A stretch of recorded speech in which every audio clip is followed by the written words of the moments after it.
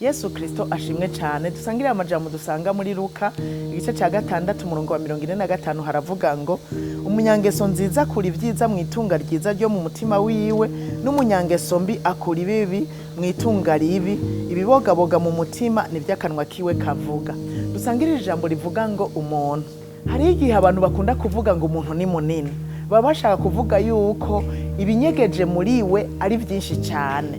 Umuntu rero ni wamubona gutya n'amaso umunsi umwe, kabiri, gatatu cyangwa karenga, ntuzovuge ngo umuntu uramuzi. Umuntu umumenya neza mubanye umwanya munini. Nk'abafiance ntimushobora kuvuga ngo murazinanye.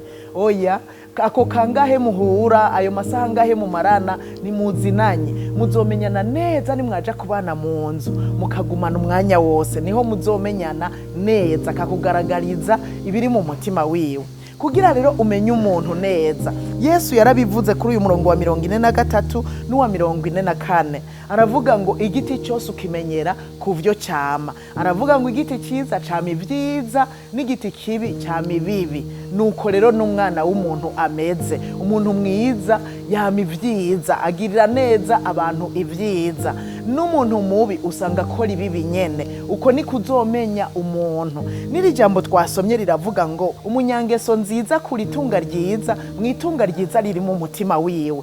N'umunyangeso mbi nuko nyene. Burya imbere mu muntu hari mwitunga ribi canke ryiza. Kugira umenye umuntu umumenya biciye muri iryo tunga riri imbere mu muntu, ryiza canke ribi. Ivyo navyo ubimenya biciye mu vyamwa yama, kuko burya abantu tubamenyera ku vyamwa bama, batwamira uko bukeye uko bwije, ibikorwa bakora, kuko ryatunga ry'imbere mu mutima riragusunika gukora ibi canke biriya. Kandi ijambo ryatubwiye ngo ibibogaboga mu mutima nivyo akanwa kavuga. Nivyo tuvuga biragaragaza itunga riri imbere muri twebwe, bigatuma abantu batumenya. Nuko rero niwabona umuntu rimwe, nuzoce wemeza ngo uyu muntu ni mwiza canke ngo uyu muntu ni mubi. Haba namba urabanza urindire umumarana imisi, mumarana akanya, niho uzokwemeza ko ari mwiza canke mubi.